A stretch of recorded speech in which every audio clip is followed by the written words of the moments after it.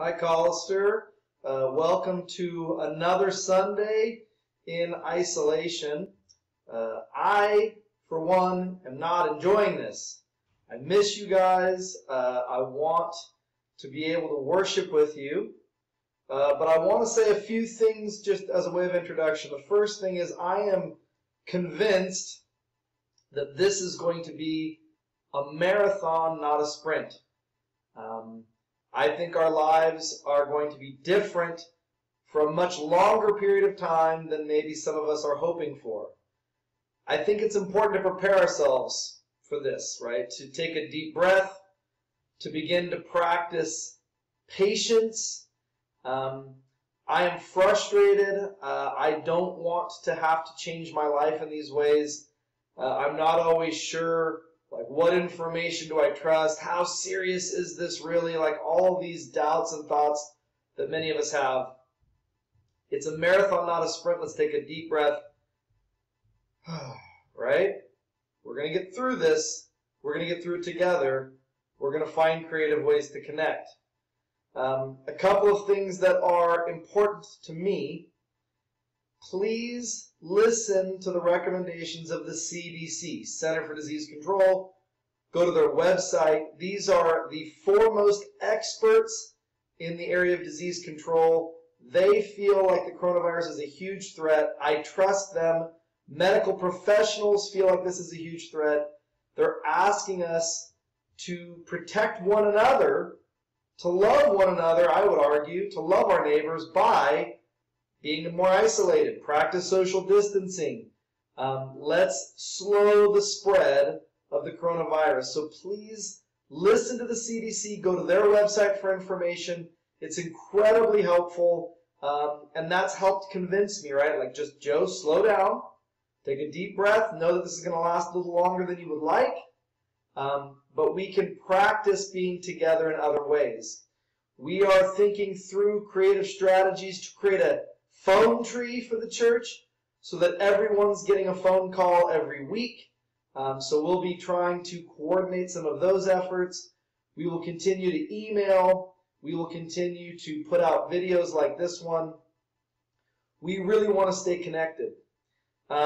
If you know of anyone who has needs, you might be one of those people, you might have a neighbor, please let me know. Please let Pastor Jenny know. We want to help.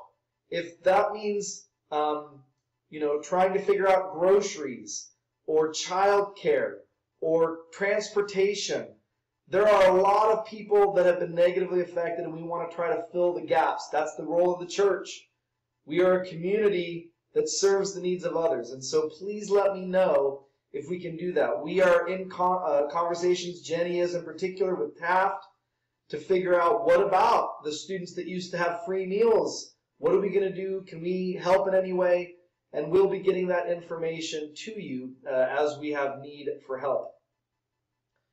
Continue to pray, continue to support one another, and continue to be a positive force in our world that has so much negativity right now. I want to talk today a little bit about being Christian in the time of coronavirus. Our sermon series has been Around the Table. I'm going to pick that up next week. That's my plan anyway.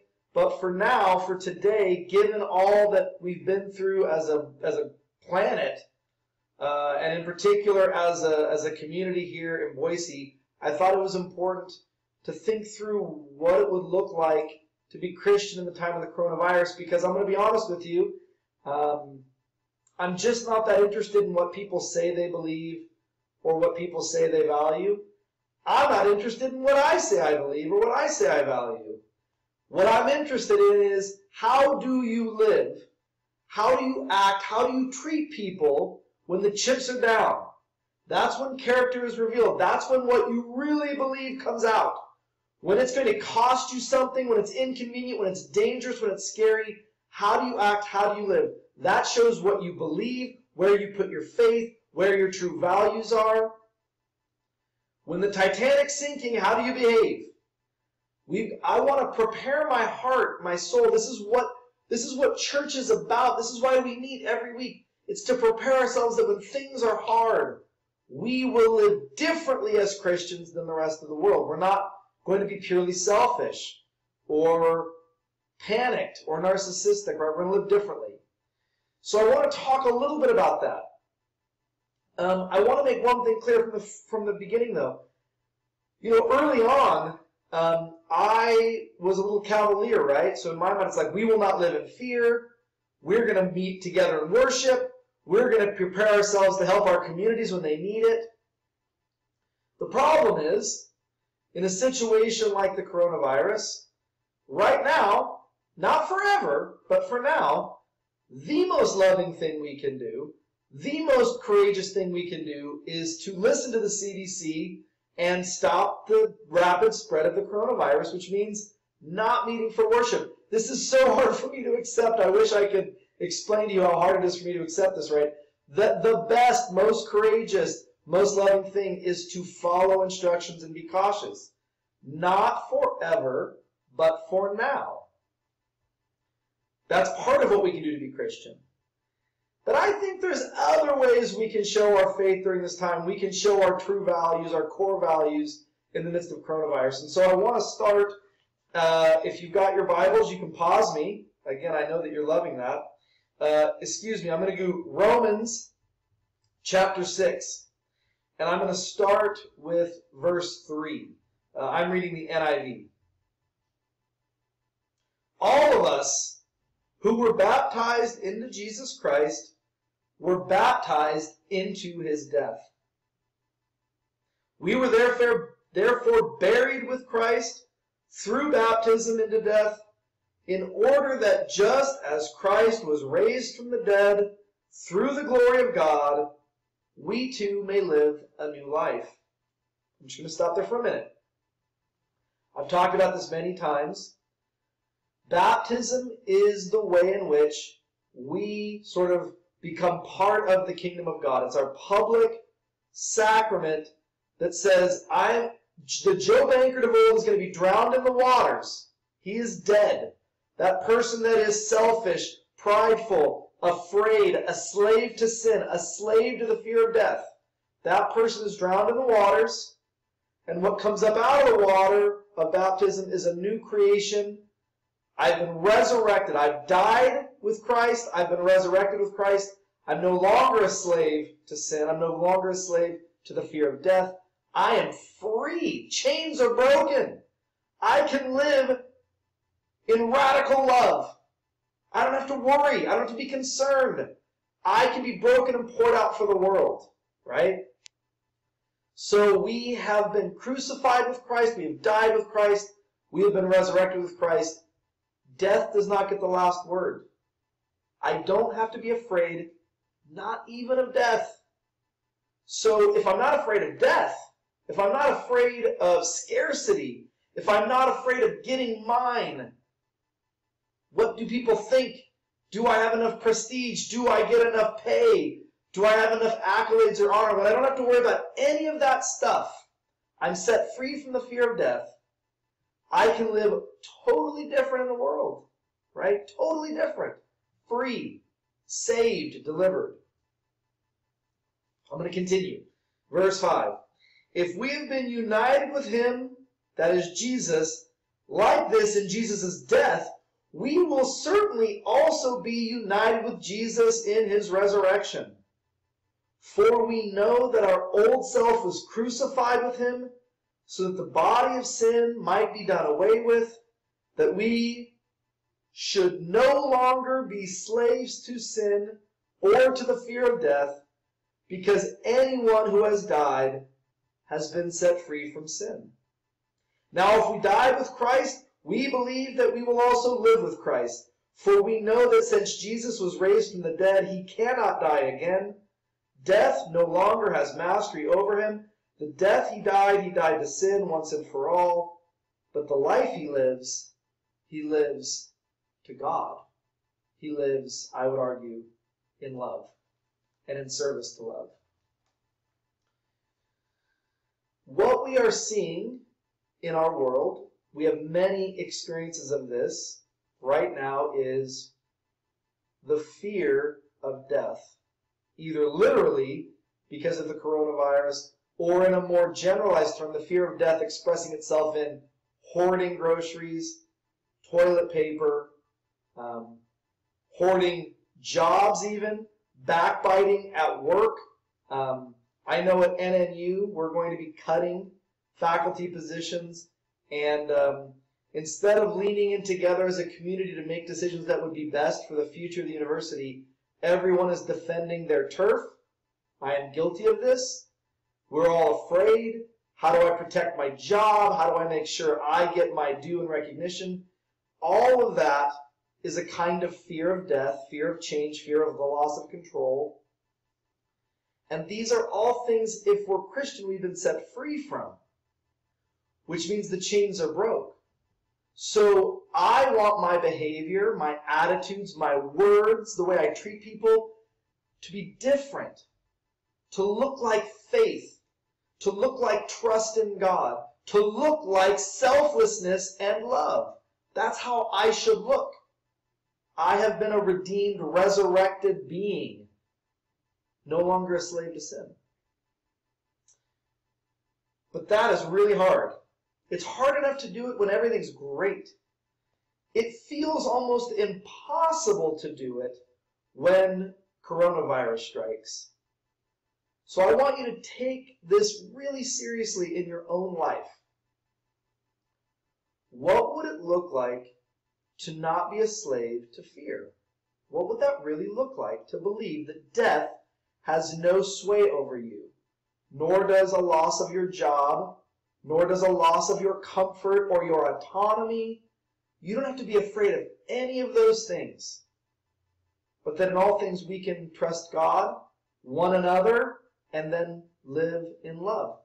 Right now, part of this is accepting the situation, crucifying my desires to go out, go to the movies, have my kids in school, have my normal routine, crucifying that and staying indoors, trying to be creative on social media and other things to reach out to my church community, to my students who have been all sent home, and living into an uncomfortable reality of isolation for a time.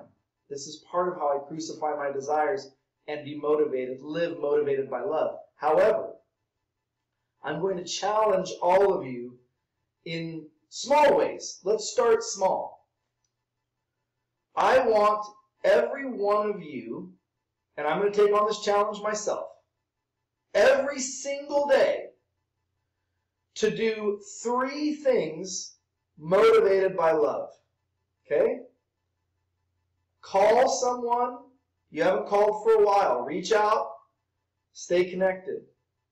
Email someone, right? Zoom someone. I want you to, every day, to think about who can I call, email, connect with. I think that's vital.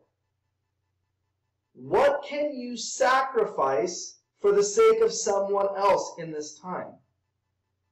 Take less food than you need from the grocery store, right? Don't hoard. Don't act in response, reaction, or fear. Be gracious, right? Be second. Let someone else go ahead of you. Work to ensure that what we're doing is motivated by selflessness, by the call of Christ, by the road to the cross, right? To be broken, crucified, poured out in love for the world. We can't do this in grand ways right now, but we can do it in small ways. And I want you to prepare your hearts, to really prepare them in prayer, Lenten studies.